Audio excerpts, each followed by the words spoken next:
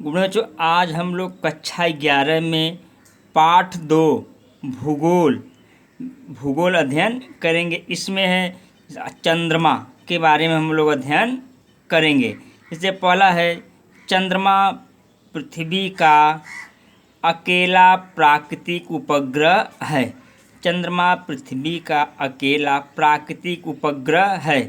पृथ्वी की तरह चंद्रमा की उत्पत्ति संबंधी मत प्रस्तुत किए गए हैं।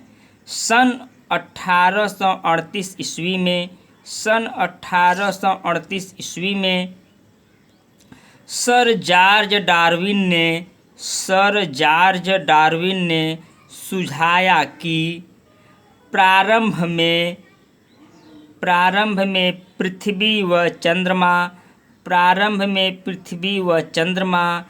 तेजी से घूमते एक ही पिंड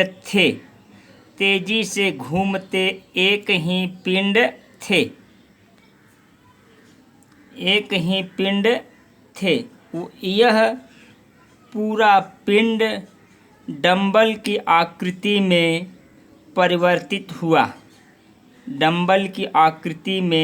परिवर्तित हुआ और अंततोगत्वा टूट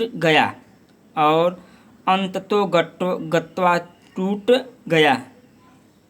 उनके अनुसार चंद्रमा का निर्माण उसी पदार्थ से हुआ है।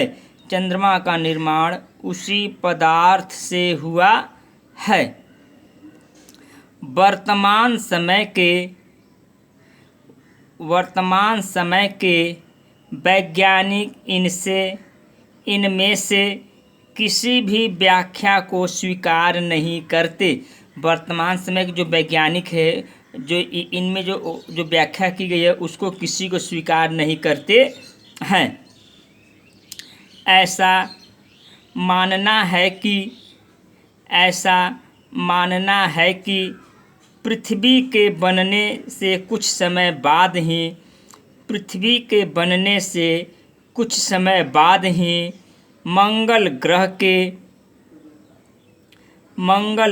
के 1 से 3 गुणा बड़े आकार का पिंड पृथ्वी से टकराया। इस टकराव से पृथ्वी का एक हिस्सा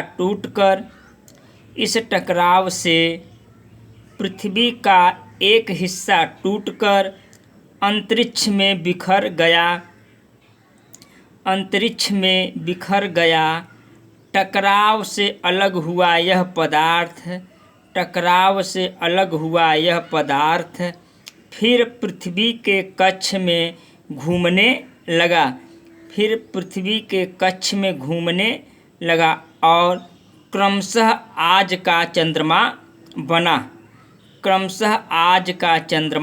बना। अगला हेडिंग है पृथ्वी का उद्भव।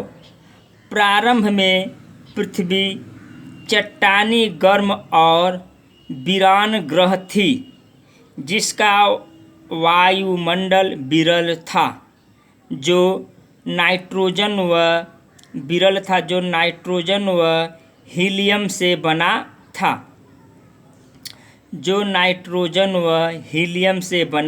था। पृथ्वी की संरचना परतदार है। वायुमंडल के बाहरी छोर से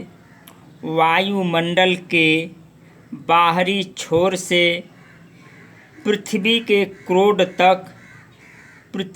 क्रोड तक जो पदार्थ हैं वे एक समान नहीं है। वायुमंडलीय पदार्थ का घनत्व सबसे कम है। पृथ्वी की तरह इसके भीतरी भाग तक इसे इसके भीतरी भाग तक अनेक मंडल हैं और हर एक भाग के पदार्थ की अलग अलग विशेषताएं हैं। जो पृथ्वी के अंदर जो अलग अलग करोड़ भाग है, सियाल, सीमा, नीफे, इनकी सबकी अलग अलग विशेषताएं हैं। अगला हेडिंग है स्थल मंडल की विशेषताएं। अगला हेडिंग है स्थल मंडल की विशेषताएं। उल्काओं के अध्ययन से हमें इस बात का पता चलता है उल्काओं के अध्ययन से हमें इस बात का पता चला है बहुत से ग्रहाणुओं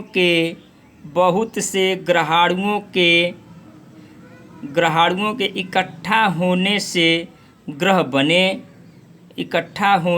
ग्रह बने। पृथ्वी की संरचना भी इसी क्रम के अनुरूप हुई है। पृथ्वी की संरचना भी इसी प्रक्रम के अनुरूप हुई है। अत्यधिक ताप के कारण पृथ्वी आंशिक रूप से द्रव अवस्था में रह गई। जो पृथ्वी अत्यधिक ताप के कारण पृथ्वी क्या द्रव अवस्था में रह गई, क्योंकि पृथ्वी के नीचे जो मैग्मा लावा अभी आज भी क्या तरल पदार्थ के रूप में, इससे कहता है ज्वालामुखी फटे तरल पदार्थ के रूप में है, इससे पृथ्वी आज भी गर्म है। और तापमान की अधिकता के कारण ही तापमान के अधिकता के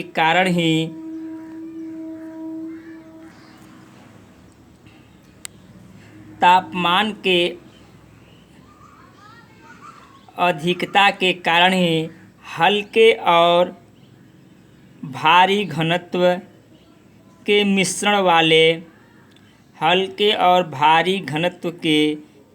वाले पदार्थ घनत्व के अंतर के कारण अलग होना शुरू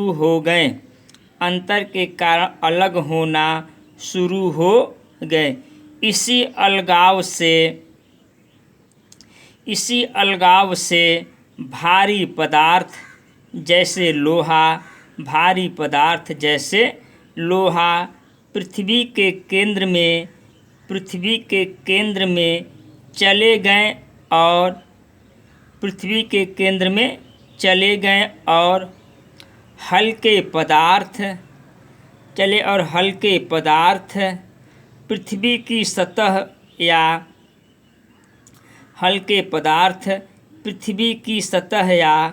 ऊपरी भाग की तरफ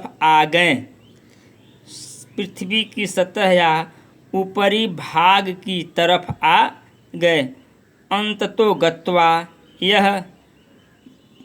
यह पृथ्वी की भूपर्पटी के रूप में विकसित हो गए। अंततोगत्वा पृथ्वी की भूपर्पटी के रूप में विकसित हो गए।